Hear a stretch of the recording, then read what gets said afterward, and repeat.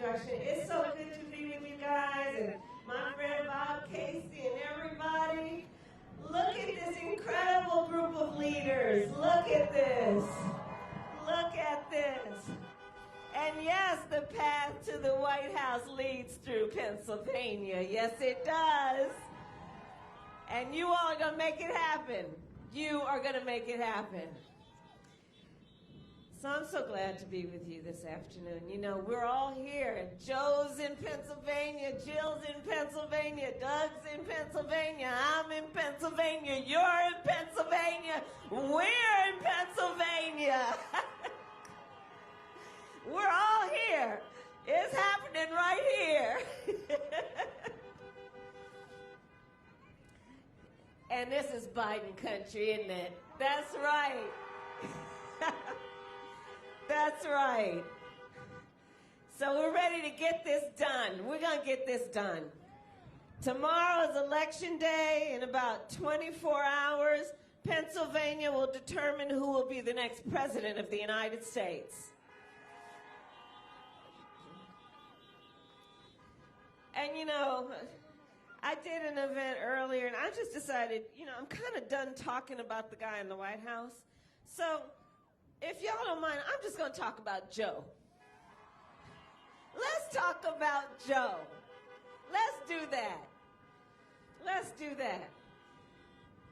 So, you know, Joe has been talking about the fact that this is a moment that really requires real leadership in our country because we're going through so many crises that all hit at the same time. And so Joe talks about 4 crises in particular. One about, obviously, this public health pandemic, right? It's killed over 225,000 Americans in just the last several months. And, you know, what breaks everybody's heart is knowing how many people spent their last hours, days on earth without a family member nearby. You know, for any of us, I have experienced losing a family member that you love and not being able to actually just be with them and hold their hands in those last hours. Over 9 million people have contracted this virus. Doctors are talking about the long-term health consequences, including things like lung scarring. And here's the thing, it didn't have to be this way. It didn't have to be this bad if we had had real leadership in the White House. And you know, here's the thing. Now remember, Joe's been out of office, but back in March, not having the first-hand information that we know you know who had, thanks to Bob Woodward, let's always thank him. But Joe, back in March, without the inside information, said, I know what this is. I know it is serious, and we should take it seriously and put in place a plan. Joe had a plan back in March.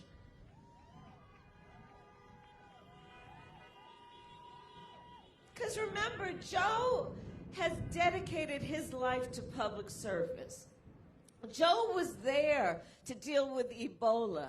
Joe knows the responsibility of the highest office in the land to deal with issues like this. So back in March, Joe talked about a plan. Joe understands when we're dealing with a public health crisis, we need to kick in one of the most fundamental responsibilities of government, which is to concern itself with the health and well-being of the American people. Joe understood that back when he and President Obama, Barack Obama president, Joe Biden vice president, pushed through the Affordable Care Act, which was one of the most major and influential public policies we had seen since Social Security. It brought health care to over 20 million people that didn't have it. It protected people with pre-existing conditions. Raise your hand or honk if you know somebody with diabetes or high blood pressure or lupus or a breast cancer survivor. And you know, I mean, Pennsylvania knows Joe more than most. He's spent far too much time in a hospital with the people he loves. He knows that when we're talking about health care, it's about understanding that nobody should suffer, that nobody should go through unnecessary pain simply because they don't have enough money in their back pocket. Joe knows that access to health care should be a right and not just a privilege of those who can afford it.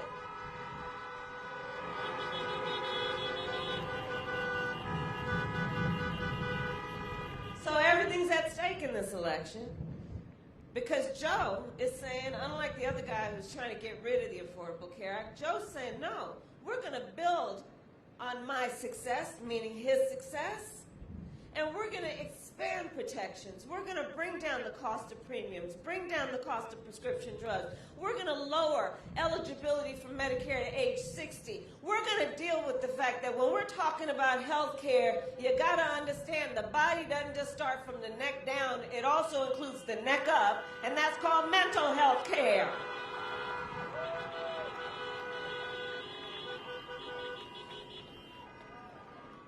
There's a real choice in this election. Joe talks about the fact that we're in the midst of an economic crisis, in large part because of this pandemic. But look, we also know even before the pandemic, far too many Americans were working 2 and 3 jobs to try and pay the rent and put food on the table. Joe understands that in the America we believe in, nobody should have to work more than 1 job to pay the rent and put food on their table.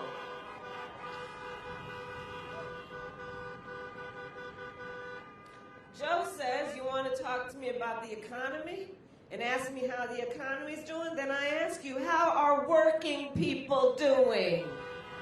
How are working families doing?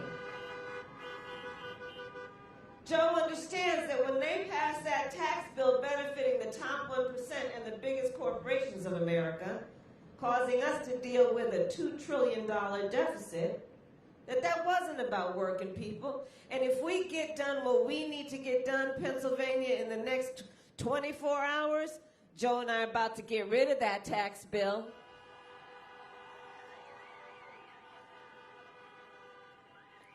And invest that money in working families, invest that money in infrastructure, building back up our roads and bridges, partnering with the building trades, the carpenters and the plumbers and the electricians, knowing their apprenticeship programs are the best in the world, building up America's workforce, investing in our auto industry, making our auto industry the largest manufacturer of electric vehicles. Investing in working families, not raising taxes on anyone making less than $400,000 a year, but also investing in working families knowing you should never pay more than 7% in your income in child care. Investing in our students who come from families who make less than $125,000, saying if you go to a 4-year public school, including an HBCU, you will go for free. That's how Joe thinks about the economy. There's a real clear choice in this race. Let's deal with what Joe, being a student of American history and having the courage to speak truth, knows we need to do with a long overdue reckoning on racial injustice in America.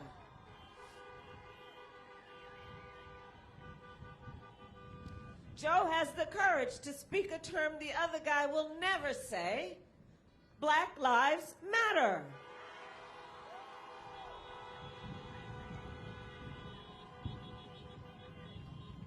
Joe knows, look, it may be uncomfortable for some folks to hear, but we got to deal with this.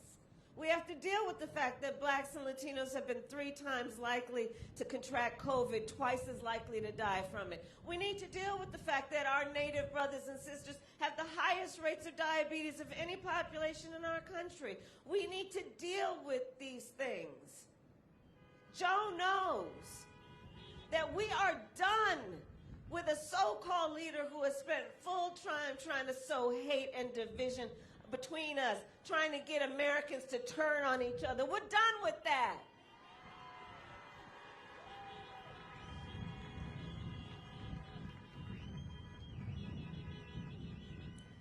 And Joe knows that the true measure of strength of any human being is measured not based on who you beat down, it's measured based on who you lift up.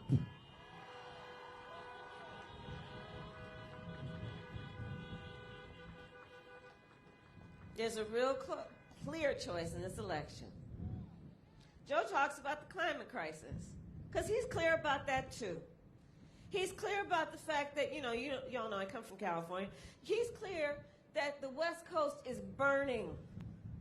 From California to Oregon to Washington over to Colorado, wildfires. I've met with families who are evacuated never to be able to return to their home.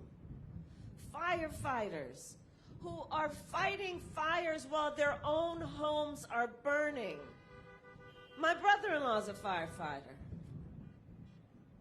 Up and down the Gulf Coast states, people being battered by those storms. There have been 5 named storms this year alone.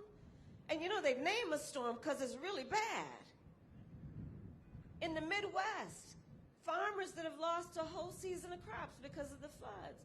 Joe says we need to embrace the science. We need to see this is an imminent knocking on our door harm, and we need to get to it. But Joe sees in a moment of crisis a moment of opportunity, that this is the time then to invest in infrastructure, invest in renewable energy, invest, as I said earlier, in our auto industry, and our investment in being the greatest manufacturer of electric vehicles. Because you see, that's the kind of leader Joe is. And Pennsylvania, you know Joe. You know Joe. Joe has seen more hardship than most should ever have to experience. Joe has suffered more loss than anybody really should have to suffer. And I'm going to tell you something about Joe that I know, and I know you know. In the midst of any crisis he has faced, he sees always a moment where hard work and determination and faith can see you through to see the opportunity of the moment. And on all of these issues, that's where he's at, because he believes in the American people, and he believes in the strength of who we are as a nation.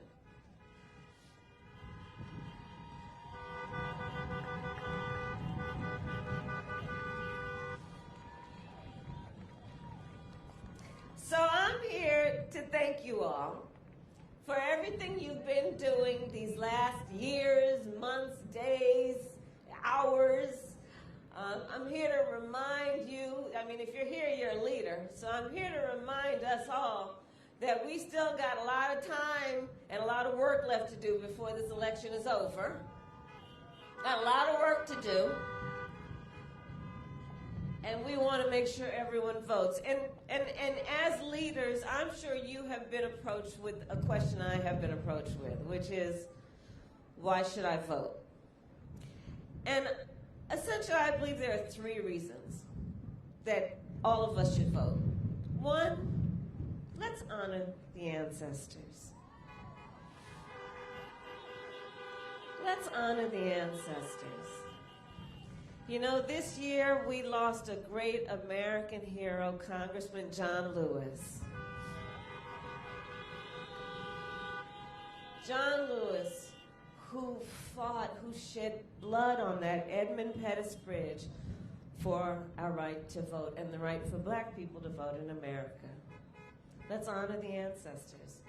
This year, we celebrated the passage of the 19th Amendment. Because those suffragettes 100 years ago in all their white were marching and shouting, saying, women have a right to vote too.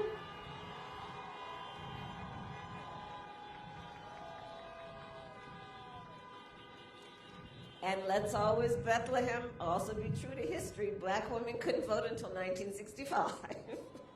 Got to deal with that. But let's honor the ancestors, because they imagined a moment like this, where they wanted us to stand up for our rights and stand up for our ideals. So that's a reason to vote. Reason number 2, everything is at stake. Everything is at stake. The future of our democracy, our standing around the world, our commitment to working people, our commitment to the dignity and integrity of our leaders and each one of us. Everything is at stake. Number 3, you know, I've been traveling the country. I've been here in Pennsylvania before, of course, and I was just in Georgia, I was in North Carolina, I was in Texas and Florida just in the last couple of days. All over our country, you know that there have been very, very serious attempts being made now for years to try and suppress the vote. Attempts to try and make it difficult and confusing for people to vote. I mean, look, in Texas, you know, they were picking up drop boxes. They said there could only be 1 drop box per county. I was in Houston the other day, in Harris County. I was in Houston, in Harris County. 4 million people live in that county, 1 drop box. In various states, they're saying if you vote by mail, you got to fill out your ballot and put it in 1 envelope, and then you got to pull it in a 2nd envelope, and then you got to sign it right here. But then in some other states, and then you have to have a 3rd person sign it. Yeah, like a different person. Like, it's bananas, right? And so all of this is happening, right? I mean, they're even messing with the post office. Like, the post office. The nicest people work for the post office. They're messing with the post office. And you gotta end the census. And what we have to do, though, in this moment is ask, why do you think so many powerful people are going out of their way to try and make it difficult and confusing for us to vote? And I do believe it is because they know our power. They know our power. They know when we vote, things change. They know when we vote, we win. So let's not let anyone take our power from us. We will not be sidelined. We will not be silenced. We know our power.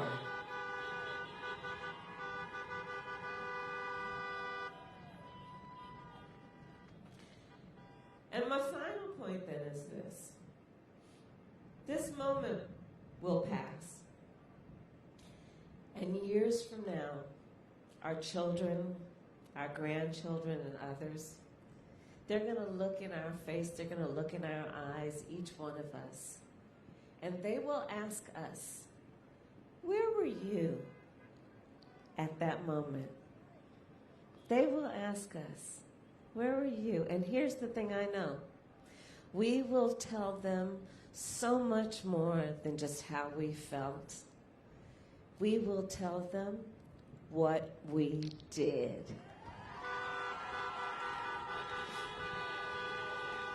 We will tell them we organized. We will tell them we mobilized. We will tell them we emailed and we texted and we called till folks got sick of us, but we knew they'd get over it. And we will tell them, Bethlehem, that we elected Joe Biden the next president of the United States.